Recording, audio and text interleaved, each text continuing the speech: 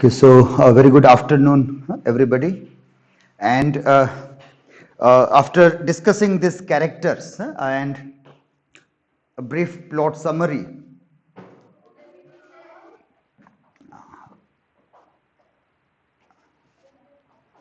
after talking about the characters as we have seen here, uh, and the plot line of this novel, Gun Island by Amitav Ghosh, we want to today discuss about the themes, thematic study of Gun Island. And here we want to see this in four aspects, four concerns that are there in this that we want to concentrate on. Today we will talk about this fourth theme, that is the theme of etymology, or rather let us say etymological mystery in the novel, or etymological concern in the novel. That is what we will see today. And then we will discuss theme of historification of myth and mythification of history. That theme we will see today.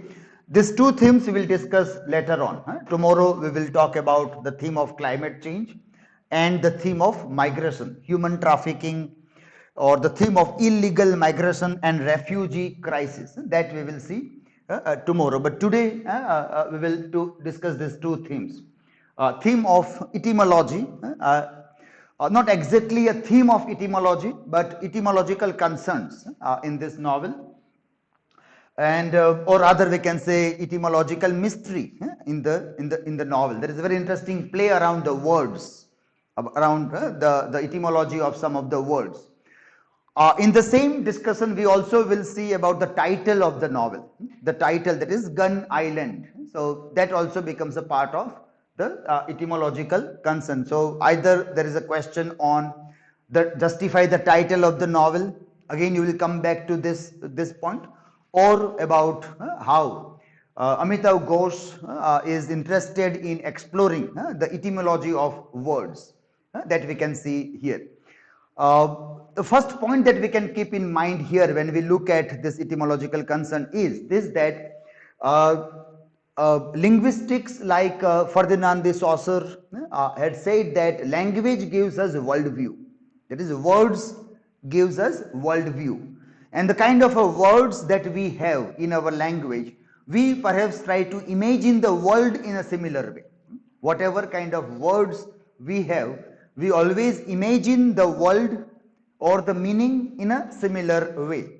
Now, if by some mistake or by some error or maybe deliberately, if somebody has played a game with the language, or it has just happened without any deliberation or without any conscious attempt by anybody, but as a part of translation or as a part of moving from mouth to mouth, from one generation to another generation, or from one land to another land, in whatever capacity, when the language has moved on, there are possibilities that something has been missed out, something is lost, as people popularly say, lost in translation, or lost in transformation into another form, another genre, another language, or another way of narration. If that happens, then if new words are being acquired by that story, that identity, those people, then those people who try to look at those things from that new words or new language may perhaps never reach to what is the ultimate meaning or what is the right meaning behind these words, because for them these new words has its own new world also. These new words have their own new world also. So in that it will be very difficult for the people to reach to what was the right sense, meaning of this word and the world also. So etymological study becomes interesting. Whenever we have a doubt about anything and we are exploring the things, the first thing that people should do is to open dictionary and see the meaning of the word. But one should not be satisfied only to read the meaning of the word in dictionary. The another level of moving little bit deeper is going into etymology of the word, going into the origin of the word. What are the root sounds? Sounds are very important to understand. That is what we will see as an example. So sometimes the meanings are in sounds. It is not in the image that the alphabet carries. Like A is an image, B is an image, but the meaning is not in the image, what is visible. The meaning is in the sound. So if we listen the word, if we listen the word properly, then perhaps we sense the meaning. And that is what happens here. In this narrative also, it happens. Now, with this background, I hope many things might be clear in your mind, because we already have discussed this topic while discussing storyline also, that how Chinta and Dinanath, how Dinanath is questioning about the myth of Mansa Devi and gun merchant, who's again gun merchant is Bonduki Saudagar, and how Chinta is asking time and again that speak this word in your language, speak in Bangla. And when Dinanath is speaking that word in Bangla, then Chinta is able to understand that this must be this. The meaning of this word must be this, which is not clear in English language. So this all becomes illustrations when we talk about etymological concerns here. Okay, so let us see what examples we can give for the study of this etymological study here. So in the first concern,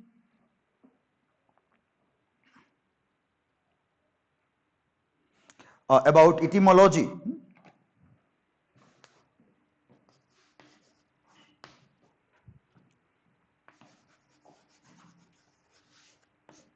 in Gun Island, the example that we see first of all here is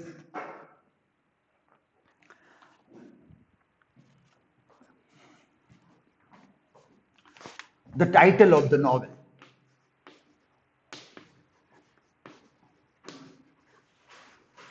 That is Gun Island. Yes, the title of the novel, that is Gun Island. Yes.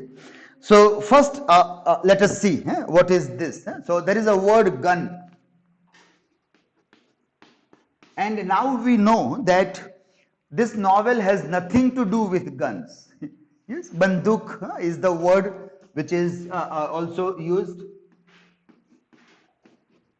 Bonduki, I think D-U-K-I or D-H-U-K-I.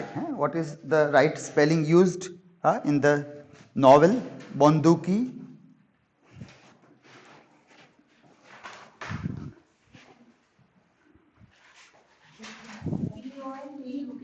D-U. Bonduki, yes. Not D-H, not D-H. Okay. Bonduki is the word gun. And obviously this word is very well known in many Indian languages. So even in banduk in Gujarati, we have the word banduk is what we call, or rifle, revolver, gun, things which are used for this. So the gun word. So what do we read in this? What is our way of looking at this? What is the meaning of gun then? If it is not dealing with the gun, because as soon as the word gun comes, what I remember is banduk, rifle or gun or revolver or pistol or something. And if it is a word about gun island, then I think like there may be some island where lots of guns are there. Maybe guns are hidden, guns are made, but this island might have something to do with guns, a variety of guns. And if story about gun merchant, then I think there will be a business dealing about guns. But it is not so. When we read, we find that it has nothing to do. Neither the island has to do anything with the gun, nor the gun merchant has to do anything with the gun. Then what is the reality? Who will tell what is the reality? Okay.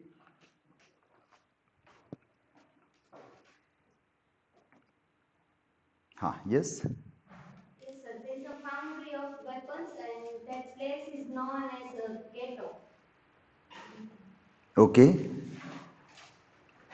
Then And this ghetto Jews, and there may be Jews who are dealing with these weapons and doing business of that.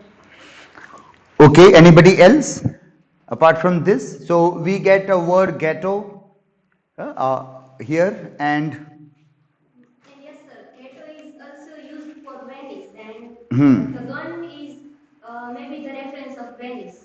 yes, yeah. So that is we are coming to very near to the word then with this. Yes. Okay. Anybody else would like to add anything missing here? That anybody would like to add to this? Any point missing out in this word gun, which you would like to add? Yes. Anybody?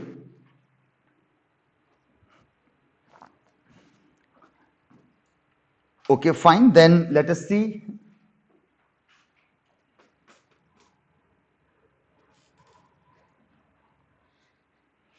The word gun, for example, has, let us go to the text. Let us try to read in the text what exactly might be the meaning of this. Let us read something in the novel.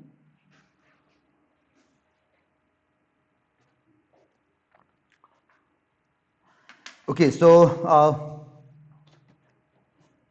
let us look for the word like, yeah, okay.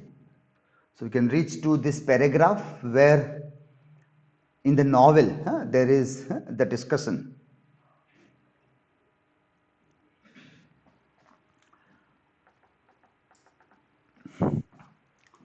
Well, so what we see here is that there is this symbol used in the novel. The symbol that is Dvipar Bitore Dvip, island within island. Dvip ni Bitar Bijo Dvip. Yes, Dvipar Bitore Dvip, Bangla language, which is used here. And we have seen this symbol. The symbol is connected with the shrine. Yes, with the shrine also. And in this image of shrine, also we have seen Mansa Devi shrine named after gun merchant. There were three symbols. The central symbol in this also was about this circle within circle. That was the symbol there. And so this symbol is Dvipar Bitroy Dvip. Island within island. So gun island we try to see here. And then Chinta in the novel is explaining the things to Dinanath, who has got the story in Bangla also and in English also, but still is not able to reach to the meaning of the word. So even what we understand here when we do etymological study is that then to reach to the etymology of the word, we still require something, some knowledge, some information, some historical sense is required. Without that, perhaps it is not possible for us to strike that the meaning of this word may be this also. It is not possible for us to understand that this the meaning may mean such a kind of a thing also. Chinta in this novel is a historian who is aware about the history of Venice and the surrounding, and so can talk about the language also, the history of the meanings of the language also she can speak about. And she told that the island that was allotted to the Jews, she said, had previously been a foundry where armaments, including bullets, were cast. They were made there. So this ghetto, the word ghetto, which is now used for Jewish locality, was not actually the meaning of the word ghetto then that also. Yes? Ghetto was not there, but ghetto was the word for foundry in the Venetian dialect. In the Venetian dialect, the meaning of foundry, where the metal, the bullets and other things are casted, it was ghetto. So ghetto was a place where Jews were not living, but what was happening there? There were foundries, and the foundry, the word for the foundry in Venetian dialect, I repeat this again so we can remember it properly. The root meaning of the word ghetto, that the word ghetto has in that way etymologically nothing to do with Jews, but it was the word in Venetian dialect for foundry.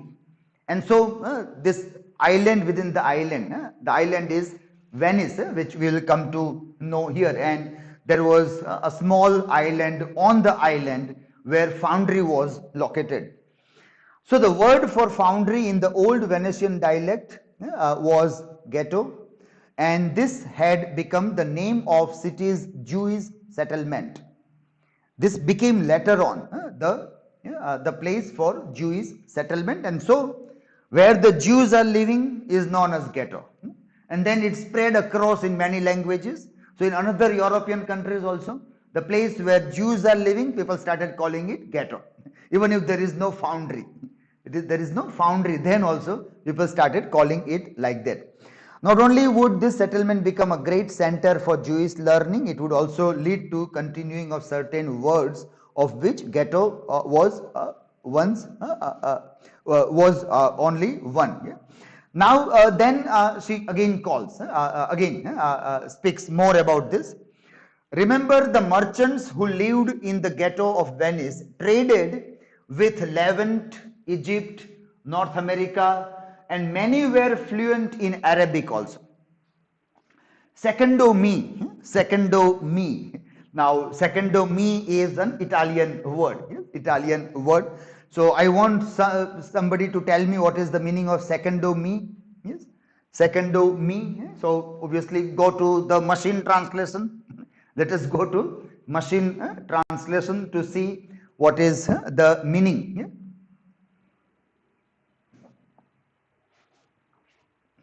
Yes.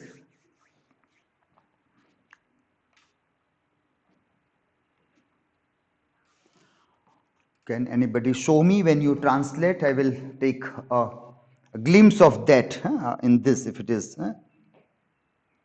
in your mobile phone. Are you using app or website? Website. Okay, there is an app also for Google Translate, which can be used when you read this novel. You may have to translate lot many Italian words into English or Hindi. So the app also can be downloaded. Yes, opened. Anybody? Okay, okay. So let me see where it is. Anybody can show me? Okay. Just a minute.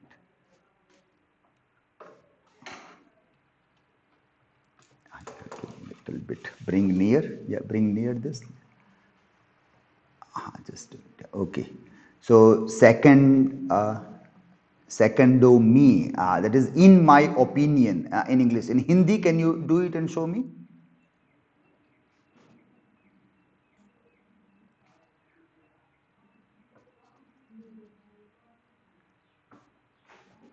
Yes, here it is done. Here.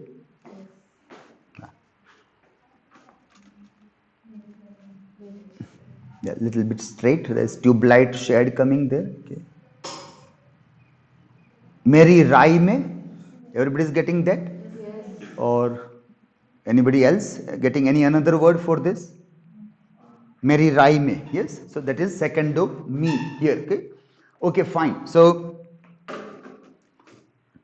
now that is how also when we do etymological study and a novel which is very interestingly working on etymology and also yes, and also trying to uh, use another language, that is another European language it is used. So according to me, secondo me, or the Hindi, here it is mere hisab se. So that is how it may change also. Meri rai mein is what we have seen earlier. Mere hisab se is the another one also. So that also is something learning. That also we learn that how the translation keeps on changing. This is the virtual dictionary. If it is a printed one, it will not change. Everybody will get the same answer, printed one. But in a virtual one, it may change. So we have to tally with each other. What is your answer? What is your answer? We have to keep on tallying with each other also. Okay, so second of me, according to me, it was through them that my city came to occupy a curious place in the vocabulary of classical Arabic. In the vocabulary of, note down this word also. I will give you some of you task to list down all the Italian words and the translation of that also. Vocabulary of classical Arabic. In that language, Venice is linked to three apparently unrelated things. In which language? In which language Venice is linked with apparently other things? In Arabic language. In classical Arabic language. Yes, it is linked with apparently unrelated things, and that is hazelnuts, bullets, and guns. Now, see how this city, Venice, is connected with something curiously quite different in one another language, that is in Arabic language, and that comes here. I say apparently because of course the shape of hazelnuts is similar to that of bullets, which are in turn indispensable for guns. So in a way, one and the same thing, hazelnut, bullet, similar shape, and bullets are used for guns. So there is a connection of the meaning there, but apparently quite different than city or name of a place. In any event, all three are known in Arabic by a word that derives from the Byzantine name for Venice. In Arabic world, Arabic language, the name for Venice is derived from Byzantine language, which is a name for a Venice and which is used for not Venice but hazelnut, bullets, and guns, which was Benedict. In Byzantine, Venice is known as Benedict, and from there the word in Arabic language became a word which seems to be talking about hazelnuts, bullets, and guns. So this word Benedict is derived again from another languages, that is ancestors of German and Swedish. It is derived from other languages, which is ancestor of German language and Swedish language. And what was that word for Venice? Venedig. Word for Venice in German and Swedish old language was Venedig. From there the word went to Byzantine language as Benedict. From there it went to Arabic as Al-Bandukia. Al-Bandukia. And that Al-Bandukia also means hazelnuts, bullets, and guns there, which still remains the proper name for Venice in that language. So even when this talk is going on, which Chinta is talking about, that this Venice in Arabic language is even today known as Al-Bandukia. But Bandukia is also the word for guns, hazelnuts, and bullets, and the latter I like to think were cast precisely in the foundry of the old ghetto. So we are getting the connection. These guns are cast in the foundry, that is a small island, on a larger island, that is Venice. Here she paused for a moment, and then, like a magician who is about to pull a rabbit out of a hat, she made a dramatic gesture.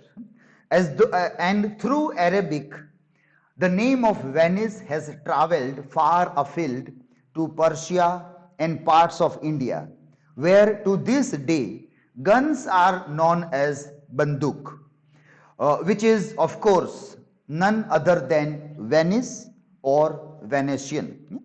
So with this, what we see ultimately in the etymology there, that in the title the word gun stands for nothing but Venice. So what is the meaning of the word gun now in this context? Is Venice. So the Venice island is what we can see here. Venice island, that is how we see this. So gun is Venice. Now gun is Venice is very difficult to connect. If you tell somebody that when you read this novel, remember gun is Venice. So they will say that what is this puzzle? Why this new language? Why this way you tell? Then you say that when you read the novel, you will come to know. And for this, what you require is etymological study of the word gun and the Venice in various languages through which it has traveled, from German, Swedish to Byzantine, from Byzantine to Arabic, and from Arabic to the modern usage in Persian and many Indian languages where the word is connected in a similar way. So that is the etymological mystery of the title, Gun Island, which is the Venice Island. But gun is used again here in this novel for gun merchant also. Yes, gun merchant also. Now, as we were talking earlier, that when the words are translated in another language, many times the translated word may not have the very aura of the meaning. The aura of the meaning or the deeper sense of the meaning is lost. For example, when this word merchant is told to us in Bangla language, what is the word for that? What is the Bangla word for merchant? Saudagar, yes? Or here it is Sadagar in Bangla, and we understand it in Hindi or in Gujarati, we call it Saudagar. Yeah? Now, when you listen the word Saudagar, there is altogether a different aura about it. Saudagar, now you can't say Saudagar is only merchant. For merchant seems to be a very lowly word without any aura of Saudagar. Saudagar is a kind of a word which has a kind of exoticity of its own charm. It is like Dil ka Saudagar. So you can't say the merchant of Dil, the merchant of hearts, which doesn't seem good. If you see the subtitles of a song and say there is the merchant of hearts, then you don't get any feeling at all. So this word, the translated word, may lose its sense. Some kind of sense is lost, which the sense which Saudagar has will never come with this. There is a popular Hindi cinema, Saudagar. But then if it is merchant, then with merchant you will remember somebody who is the owner of Kirana store.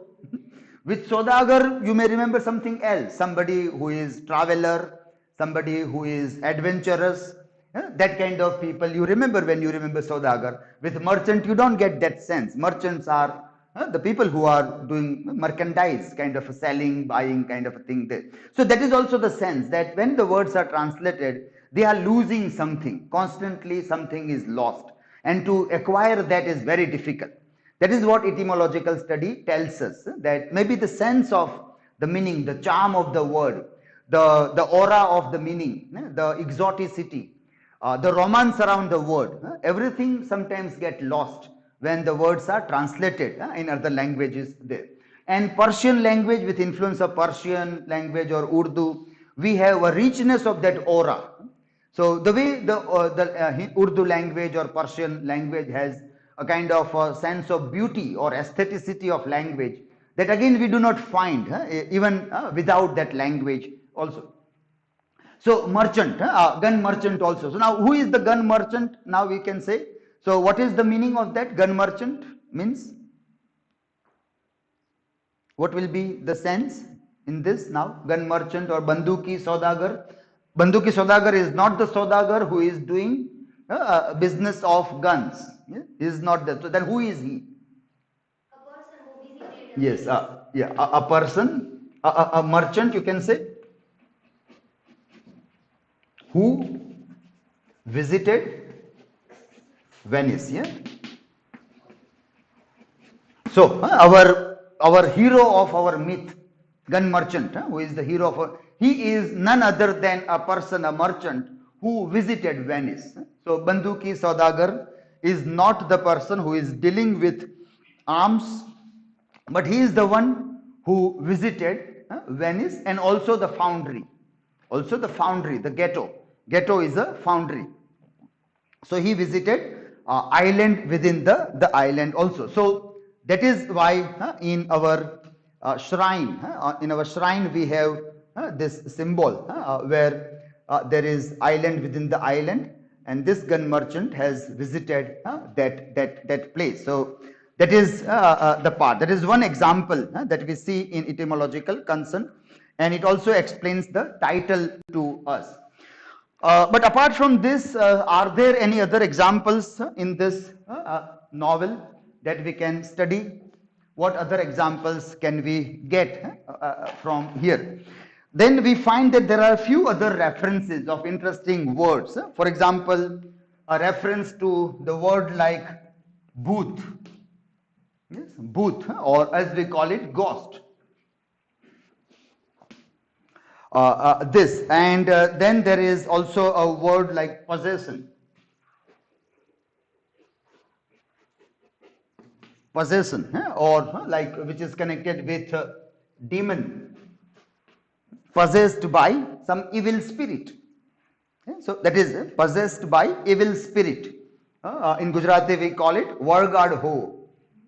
Okay, vargad ho, that is how it is connected with demon. This possession and demon. This words can be a further example for us to see also. Well, let us see in the novel. Let us read a part of a novel that how these words are discussed in its etymological sense, or what kind of mystery is interwoven around these words like booth or possession. Let us see in the text.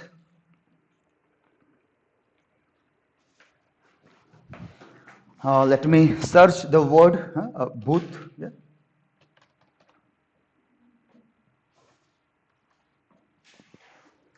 So when does it come in the novel? Anybody can help with that? In chapter of Brooklyn, the second question. In chapter of Brooklyn, yeah. Yes. In chapter Brooklyn, yes. Yeah, okay, you can just repeat that again, page number and other things. Yeah. Yes. Page number 104, the chapter of Brooklyn. Brooklyn, part 1. It is in part 1, Brooklyn. And what is the context?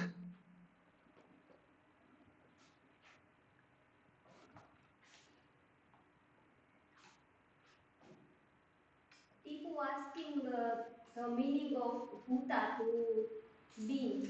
That what is the meaning of that word? And how is he asking? Is he asking in person? No, in email. In email, okay. Okay.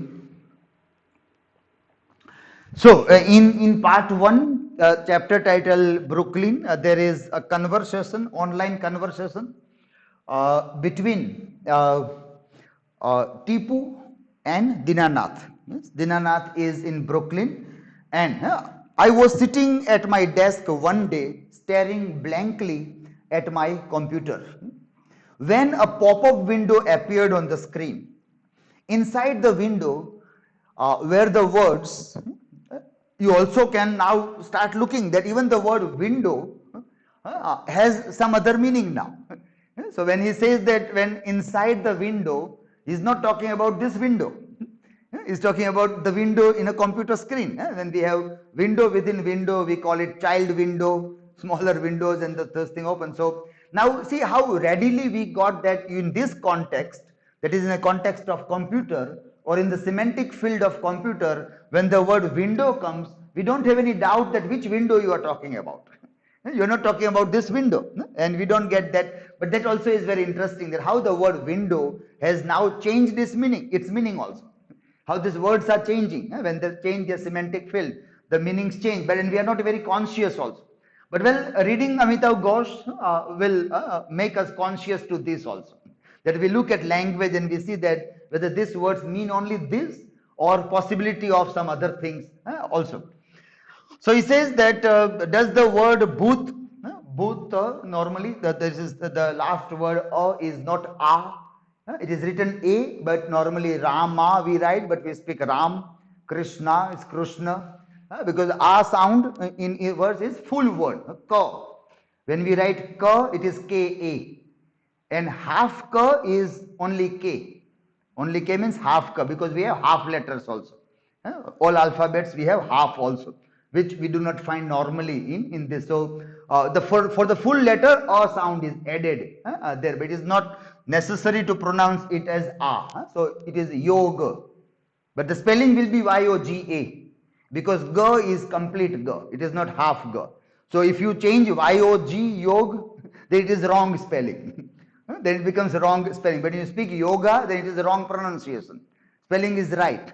If you pronounce Rama, pronunciation is wrong, spelling is not wrong. Spelling is right, Rama, because ma is complete ma. So you write R-A-M-A. Well, so does the word bhoot mean ghost, or does it mean something else? Uh, Unnerved by this strange manifestation, I went to the bathroom and washed my face. When I came back, the window was still on the screen, blinking. But now I noticed a line in small print. It said bonduki@bonduki.com. Now, this is how people use it. We have seen this earlier in Revolution 2020 also, that how that flying queen kind of names people use, the funny names that people adopt, and everywhere they want to hide their identity. Some attempts to hide. Here, obviously, Tipu is hiding his identity. He is not telling everything very clearly. Why is he asking this question? Where is he? He will tell lies. He says, I am in Bangalore, I am working in call center, but actually he is not there. He is not in Bangalore call center. He is hanging somewhere around Turkey or other regions where he is trying to cross over the border as a migratory person. Well, so this I sat down, it is a chat, there is a chat going on. I sat down and typed, is that you, Tipu? The answer appeared after. Now this again, now see, before this sentence, before this question, when you see this, it seems like, is there really ghost? Is that really the ghost of gun merchant there, and is he chatting also now? Ghost can travel across, ghost can enter in our dreams. Ghosts can have a voice, can talk with us from any locations. They don't have to use all this thing. We are new ghosts, so we use technology to reach out to those places where we can't reach. But ghosts can. They don't have to use technology as such. They can talk with people without all those things. That is the definition of ghost or God that we have. So we are surprised that why would God make a call in one night at a call center? He can just speak from thunder. There is no need for God to make a call, but he can just speak from anywhere. As in this novel, Lucia is speaking. Lucia is speaking, and everybody is listening the sound. At least the near and dear ones like Jiza or Mother Chinta are listening the sound of Lucia. Lucia do not require any technology as such, but it gives that sense, the aura of ghastliness, which this novel tries to work on, that we get here. Is that you, Tipu? He says the answer appeared. Yes, now answer the question. Is a little bit rude. His manners are American manners. So is in that way there is that rudeness of American habit of doing the things. You are not very courteous. He is not very courteous there. Why are you asking me this? I wrote. Why don't you look it up on the net? That is very interesting. That is a kind of a satirical comment, because young people look everything for internet. So the old people will say that, why don't you ask your Google? Why are you asking me? Go and ask Google. But there is a satire in that you don't require us. We are the people who deal with rare books and all this knowledge we have, but you love Google. You ask everything to Google. So in that tone, he says, why don't you look it up to internet? I did, and now I am asking you, what exactly does booth mean? I scratched my head for a bit and then fetched a dictionary. Look, I am no expert on this, I wrote. All I can tell you is that the Bangla word, now going into etymology, booth or booth comes from a basic but very complicated Sanskrit root, that is Bhu, meaning to be or to manifest. Yes, to be or to manifest. So in that sense, Bhut simply means a being, or an existing presence, or an existing presence. That is what the word booth, bhuta, shall mean if you go to the root in Sanskrit. There was a long pause. So are you and I bhutas then? We also are being, we are also existing. So can we say? I suppose you could say so. You can tell that. There is nothing wrong in that. We all are both. That is quite true. As such, there. And what about animals, snakes, dolphins? Yeah, in a sense that they exist and are beings. Yes, animals are bhutas too. Then why do people mean ghost when they say booth? Then why do people mean ghost this? Because he says booth also refers to the past, in a sense of a past state of being. Like when we say Bhu-Kal, when we say Bhu-Kal, or time past or past tense in grammar also. Yeah? So Bhu-Kal, Kal also means time. Yes, Kal, we have this car શબ્દ એટલે આપણને બહુ ડર લાગે, પેલો car ખાઈ જશે. But car is nothing. Car is time. Car, meaning of car is time only. Kali, Devi Kali, who is very terrifying with weapon and long tongue outside. Now that is time. Time is so dangerous. સમય આપણને કેમ ખાઈ જાય ખબર ન પડે. So that is what the mythical word Kal, Kali tries to speak about time only. This another long pause, but if the same word means both existing and existed with underlining, continuous and past, wouldn't it mean that the past wasn't past? Now going into the philosophy of the meaning of the word. So from etymology you enter into philosophical discussion. Does it mean that past wasn't past? That the past was present in the present? Can we say that the past is present today also in this moment? It says in a sense yes, but that's impossible, isn't it? How can the past be present in the present? In the same way, Dinanath replies, that you might say in English, the present is haunted by the past. I suppose that's how the word booth has come to mean a ghost. So are you saying that ghost exists? So if you say so, in a language you can justify that in that way we mean. So do you mean that ghost exists? He is asking to Dinanath. And Dinanath's character, we know that he is not a believer. He is not, he is somewhere in between. Yes, Piya is completely rational, Chinta is believer, and Dinanath is in between both of them. He keeps on doubting both the sides. When with Chinta doubts the belief system, when with Piya doubts the rational arguments are there.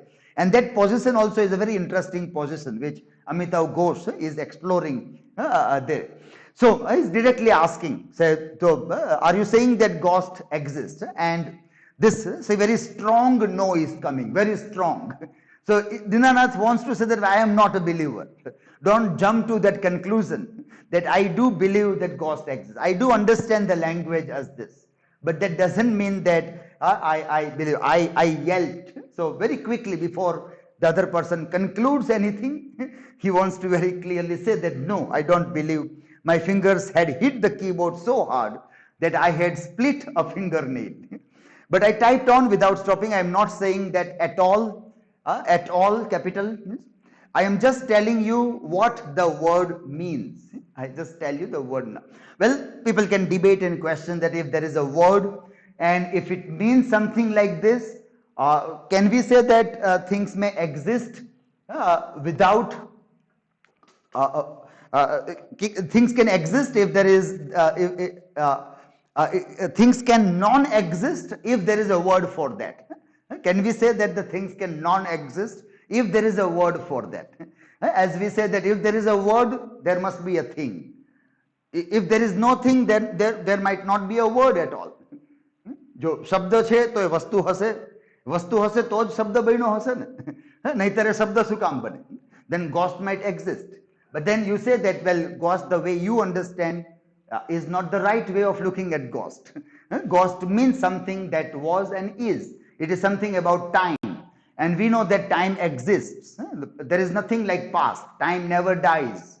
Time is always there with us. So people can, how can it be? How can my childhood be with me?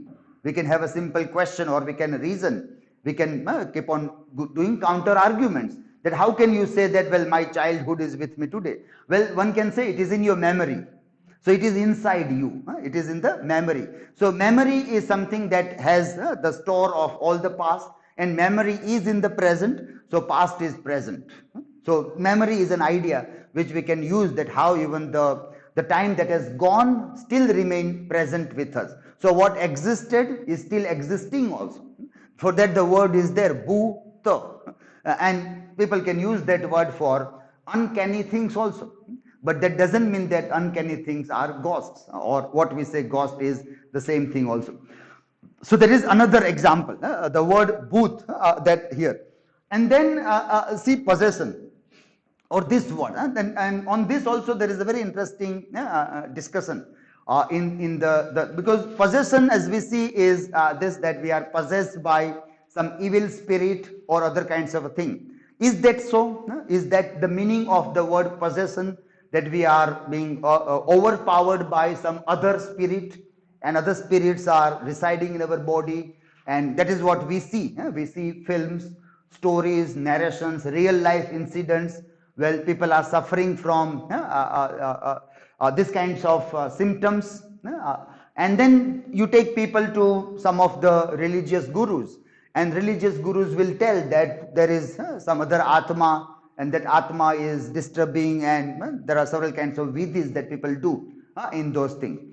If you take the same people to psychologists, then they will say that, well, it's just the frame of a mind, it's a psychological disorder, and you have to do a similar kind of psychological treatment to come out from those identities there. Well, what the novel has to offer so far as this is concerned, let us see that. So let us see in the text where do we find possession, the word. So e-text is helping us to quickly jump over to the text. Yes, e-text, the advantages of e-text, that we can quickly move on and explore this.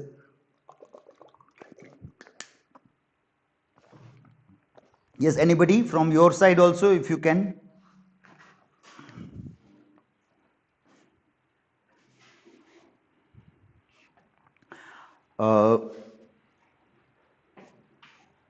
This is again, yes, anybody can say when is this word coming?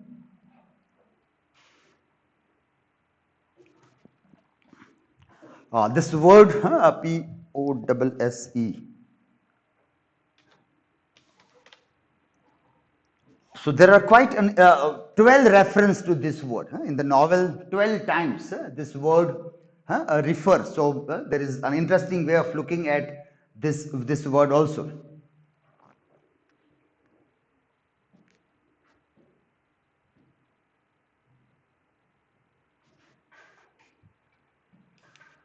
So here we say that possession is when someone is taken over by a demon. Yes? That is what exactly we mean by possession. When someone is taken over by a demon. So that meaning also needs to be very clear in the mind. Yeah? Possession, in that when someone is taken over by evil spirit. By evil spirit. Yes? That is the important thing. Now, this word, this is the talk between whom? Tipu and Din. Yes, Tipu and Din. Tipu is asking again in another chat, and is trying to do this is the talk again between Tipu and Dinanath, and says, demon, what? So what's that? It's nothing, just a metaphor for greed. Now this is very interesting to see that demon is something imaginary, and it is a metaphor for greed. So demon is not evil spirit, is metaphorical use of the language, but it is for greed. So when somebody is greedy, you can call it demon. Well, you can say that all demons are very greedy people. Greed is a negative trait of something, and that is why it is an imaginary thing. You think greed's imaginary? Tipu is asking and says that, well, he says that, hey, Pops, he used to call Dinanath Pops. So, hey, Pops, again, that American way of putting it. I got news for you. Greed's real. It's big. This is just a bit digression into the meaning of the word. You got greed, I got greed, we all got greed. This is again the American way of putting it. The style itself is very much the American, where you don't go into the proper full sentences, but in a shorter way, you speak it out. You want to sell more books, I want more phones, more headphones, more everything. It's not parasites we got inside of us, it's greed. If that's what a demon is, there's no way it's imaginary. We are all demons then. We are all boots, now we are all demons. So that is the character trait of everything that we try to give to the other beings. So he says you are right in that way, and then there are some reference to several mythological things. Another thing, the demons, what is the demon? Demon will take over the world. Pralay, the reference to Pralay in different things and that are there. But well, we want to look for the possession. So from here, possession is demon, is greed. From there, let us see if there is anything else coming here. So let us explore the text again to see if there are another discussion on that.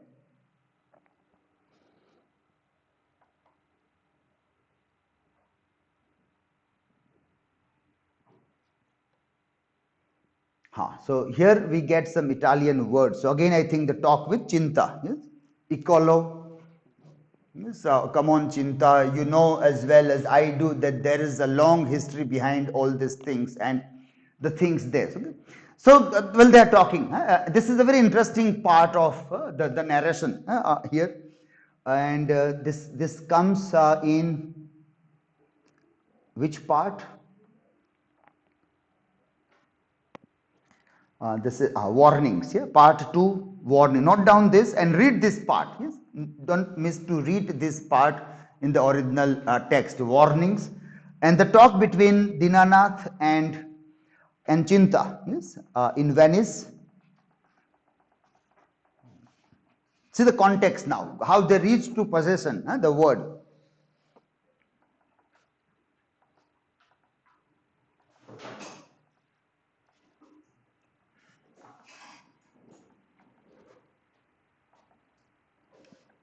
So Dinanath is a bit worried about the kind of things are going on. Spider is visible, the serpents are visible, and he gets a kind of an uncanny feeling, and his behavior is changing. Suddenly he is doing something that people around him are surprised to see why he is behaving like this way. In a flight also that happened, in a book exhibition also that happened. And so he said that, well, I am disturbed somewhere within, something is changing inside me, and the kind of an experience that is going on, I am not able to understand the things, and then this talk is going on there. Yeah? It's a lot of little things because of which I am a bit disturbed. Chinta happening in quick succession, and I feel silly even saying this. I feel silly.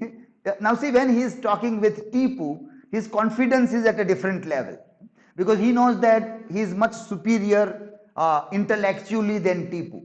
But with Chinta, that is not there. Chinta obviously is intellectually equal or superior. She is a historian, very much in demand, who keeps on visiting seminars and had a very good reputation also as a historian, as an academician.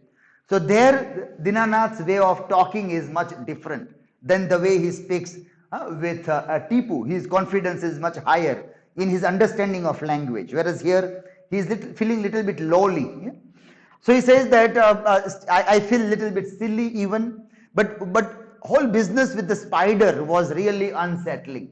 Seeing spider here was very unsettling. The way it appeared in front of me and was just standing there as though it were looking at me, as if there were some sort of connection between us. So this is it is very curious when he faced spider on a laptop in Chinta's apartment. And then finding out that it was extremely venomous. It was very poisonous also. I mean, I am sure I am making too much of it. I know it has nothing to do with me, that there's a perfectly natural scientific explanation. And who gave this perfect natural scientific explanation of spider suddenly coming in the apartment and lying on the laptop of Dinanath in Italy, in Venice? It is Piali. Piali told that I shared the photograph that you shared with me with his friend Larry, and Larry is one who studies spider. He told that these spiders are normally not found in Venice, but they are moving because of global warming. They are moving there. So you have a perfectly natural scientific explanation of the things. Still, you are worried because exactly this. So when we look into this shrine, imagery of shrine, and this symbol you might have seen, third one, the third symbol, what is that? That is the symbol of spider. The symbol of spider there. So even gun merchant in his legend or in his story also has traveled across, and he also has experienced spider. And that's why the third symbol, the first one is about Jew identity. It is the first alphabet in the Hebrew. So it is A, the symbol of A, which seems to be like snake and gun, but it is not snake and gun, but it is A. That is the symbol of Ilias. In that, second one is island within the island, and the third one is the symbol of spider, which is marked there. So he is much worried about this, even though there is a natural scientific explanation. And then, so really, he says really, and what is this natural scientific explanation? She is counter arguing that what do you mean by this? Well, you are so familiar with the explanation as I am. Chinta, I said, you know, temperatures are rising around. Temperatures are rising around the world because of global warming. This means that the habitats of various kinds of animals are also changing. The brown recluse spider is extending its range into places where it wasn't found before, like this part of Italy. So, trying to explain what Piali told to him. Well, I understand that, but why is the world warming? Chinta will counter argue, but Tipu will not argue in this way. Chinta will have a different level of intellectuality. Why is the world warming? Is that natural too? Yes, in a sense, it is. It's happening because there is more and more carbon dioxide in the atmosphere and other greenhouse gases too. And Chinta is adding, where do these gases come from? Do they not come from cars and planes and factories that make? She looked around the kitchen, pointing with her forefinger, whistling kettles and electric toasters and espresso machines. Is all this natural too? That we should need these things that nobody needed 100 years ago? So, well, this is the lifestyle now. So, she is drawing the attention to the new kind of lifestyle that people have, and it is everywhere. Everybody in a way are doing this. 100 years back these things were not required in a normal kitchen where also you find those things, but then says that, well, that is fine. There is a history behind everything. Everything has its own history behind all this advancement and other kinds of things there. And so says that then there you are. So you cannot say that the spider's presence is here is natural or scientific. Natural or scientific. It is here because of our history, because of things human beings have done. It is linked to you already. You have a prior connection with that spider, whether you like it or not. Now, this goes into some curious discussion, mystical, curious discussion, whether scientifically you are connected naturally or in an irrational, uncanny way you are connected. In between, Chinta is talking about, in between here. Now, in this context, again the talk of possession is coming, in this context. So, we are making the context very clear that what was the talk going on and how the word possession is being coming here. So then I says that, so what are you saying then? I shot back sarcastically. that the spider was brought here by some sort of magic or witchcraft, that it's carrying a message or trying to take possession of me. Is that how the spider is trying to take possession of me here? Then this now this talk possession about that he says. Do you know what that is a symptom for when you try to talk this sarcastically or feel about being possessed by something? What are the symptoms for? Maybe depression. You can call it that if you like, but there are other ways of looking at it as well. When I was writing my book, Chinta is telling about the Inquisition in Venice. Inquisition means religious cases against the people who were found guilty on religious grounds, and those inquisitions were going on in Venice on different grounds at that time. So many people are penalized, punished for inquisition, various kinds of cases, moreover around religious matters. I read hundreds of case files that describe those symptoms.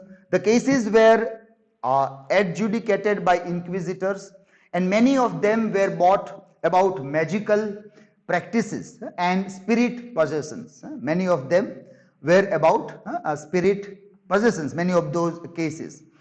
And it is very important to keep in mind here, because there was a reference earlier also of this, that this very idea of possession in Christianity is considered as a satanic voices. And so it was demonized by Christianity. This very idea about that one is possessed by some idea is demonized by Christianity. So if you say that, well, if there is no Christianity, then the very idea of possession is not a negative word at all. It loses its charm that being possessed by something is problematic at all. That is where Chinta is taking. એટલે કોઈ કદાચ કોઈને એમ લાગે કે મારી અંદર કોઈ પ્રવેશી ગયું છે, કોઈ મારા ઉપર હાવી થઈ ગયું છે, તો એ કોઈ રીતે ખરાબ છે જ નહીં. પણ ખરાબ કોને સાબિત કર્યું? એક ધર્મે સાબિત કર્યું કે તમે આમ કરશો તો આ ખરાબ કહેવાય, આ આત્મા છે, ઇવિલ આત્મા છે, આ ખરાબ આત્મા છે. એ થયું કોના દ્વારા? ઇન્ક્વિઝિશન્સ દ્વારા થયું છે. So if you go beyond the inquisition, then it is much normal kind of a thing that people can be possessed by that. Now see, that way the word possession, which has demonic meaning, is being removed, and Chinta is trying to give some kind of a meaning which is not demonic or negative or derogatory in that sense. Towards that Chinta is leading. But this point is important, that possession got a negative connotation, and the people who behave in a similar way are considered as abnormal people, is itself somewhere the givens of inquisitions. Religious inquisitions. It is the givens of that only. So that way that led you to think that these cases were about ghostly apparitions or things flying about in the sky. But that was not it at all. It was not at all about ghosts, apparitions, or flying things in the sky. Almost always the cases were about the loss of will and freedom. It was always the case of so when she studied these victims who were under this inquisition and in those religious inquisitions, it was told that these people are possessed by these atmas, which atmas are evil atmas, bad atmas, and so you have to beat, you have to hit, you have to give atrocities, and this is what you might have seen in many films, that what you do with that body, you beat that body heavily, thinking that the atma will be beaten. On one side, we know that Atma is always beyond injury, and yet we keep on beating the body, thinking that the Atma inside the body might be getting hurt because of that idea. But the very idea that the spirits are evil only, or this kinds of thing, is something that is given by Christianity. That is what she tries to say here. But what actually was there? Actually, all these victims, they were suffering from some kind of things like loss of will and freedom. તો એમને જે ઈચ્છાથી કરવું હતું જે કામ એ નતું થતું, ત્યારે આ મનોસ્થિતિ ઊભી થતી હતી. And that is what many times we see, કે જ્યારે વ્યક્તિ કોઈ એક પ્રકારના દબાવમાં હોય, કોઈ ન ગમતી બાબત જીવવી પડે, तो any अंदर एनो वर्तन बदलाई जाए. And then people normally say this. Now, we have seen, we refer to this example that if you, for example, in Saurashtra region near Bhavnagar, there is Sarangpur, which is the dam for this. This is the dam for such a kind of a people, and on a given day, people would assemble around there for, and not many people will come from village. Large number of women will be there. Married women will be there in large number. This. So people may question that why these evil spirits are just possessing the women's body, not the man's body. So because who has to live beyond the will and freedom? It is women. Women will have to sacrifice their willpower and freedom, not the man. Man will be in lesser number. It is not that there are no men, there are, but comparatively it is more women who has to sacrifice their will and freedom, and so there are more chances for the women to be considered as being possessed by evil spirits. The victim thinks that she is being prevailed on to do things she would not normally do, or of her own will, or someone feels that a spell has been put on them, or that they have been given a portion that has made them fall in love with somebody, and all those kinds of things. A wife might believe that someone has put a spell on her husband to steal him from her. A son may imagine that someone has bewitched his father so that he is wasting his wealth. A girl is convinced that she has been robbed of her will to the point that she cannot get out of bed or even move her limbs.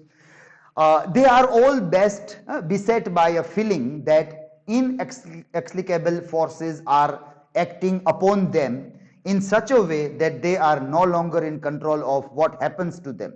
Most cases of possessions are exactly like that. So the symptoms, and then says, so in that case, now coming to a step further in this discussion, he says that, I skip some of the lines, and then comes to tell in case of Dinanath, that what in my case, like he is not like going beyond the willpower or the freedom or other thing. He do not think that those things are there with him. As such, the way you talk about a girl or a woman or somebody else. It took me a couple of minutes to work out the implication of what she was saying then. But if that's true, Chinta, I said, what you are implying is that people today, people like us, are already possessed. She smiled in her enigmatic way. All I can say, Dino, is that when I look at this world, our world, with the diagnostic tools of an inquisitor, it becomes impossible to avoid a simple conclusion, which is that the world of today presents all the symptoms of demonic possession. we see all those things as such there in today's world. What you can't be serious, Chinta, in what sense does it present the symptoms of demonic possession? Just look around you. There was a touch of weariness in her voice now, and says that how we see the world and everything that around that goes on, our life itself seems to be like we all are being in that sense possessed by something and doing which we don't want to do, or we are living what we don't want to live, that kind of life. Perhaps we all are living in that sense there. But well, that is not still the enough discussion on possession. She smiled and reached out to pat my hand. That is why whatever is happening to you is not possession. Rather, I would say that it is a risveglio, a kind of awakening. The word risveglio, and he says it is a kind of awakening there. So now for possession, we enter into this word. The idea of possession takes us to look at the word, and that is awakening. Possession means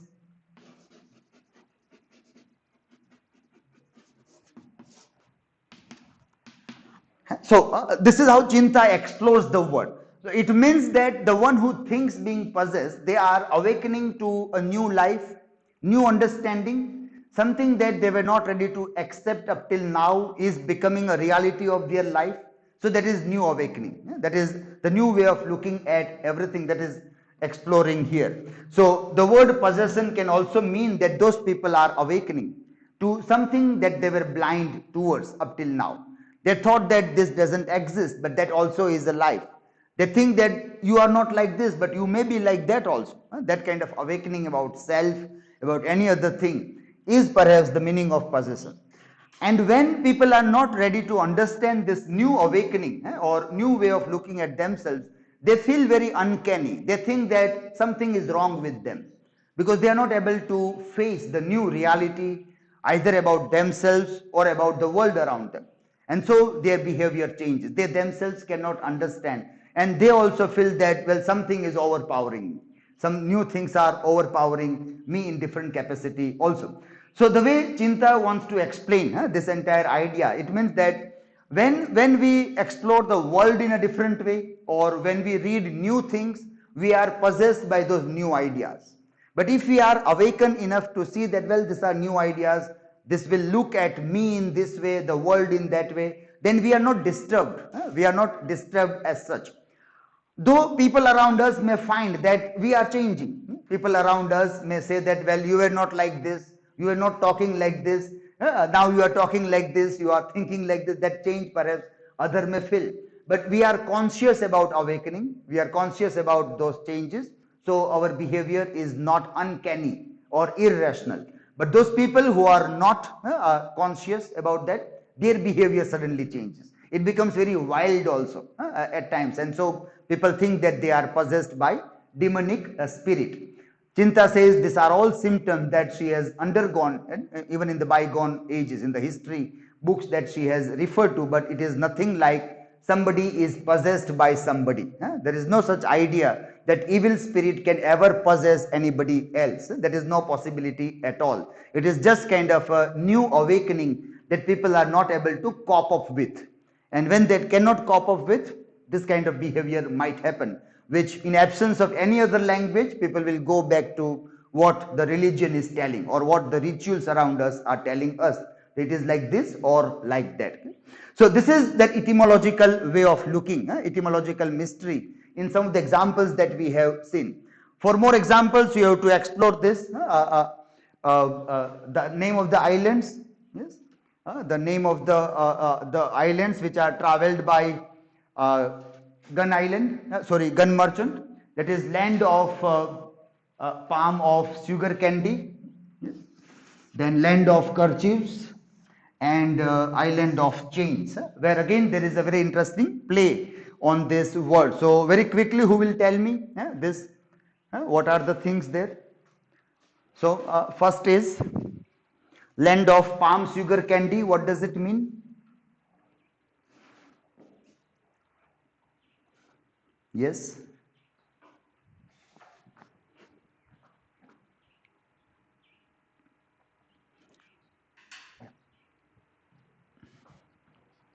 What is the meaning, hidden meaning inside that? The land of palm sugar candy.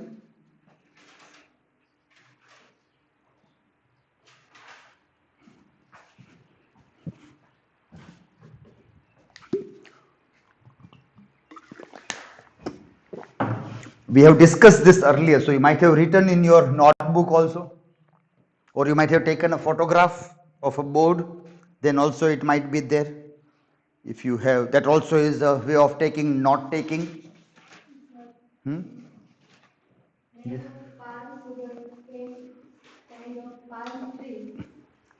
Yes, it is. It was a Tal Misri dish. That is a country in Bengali, and Tal is a kind of palm tree.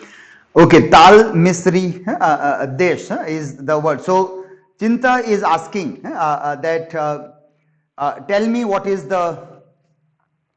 uh, the word mean in your language, Bangla, and so it is called Tal Misri Desh.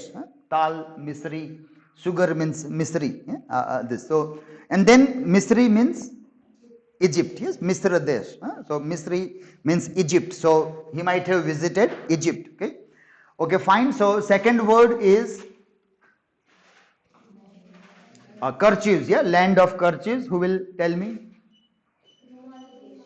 Rumali this, yeah, Rumali is the word. So what is that? Rumelia, yes, it is Turkey, yes, Turkey.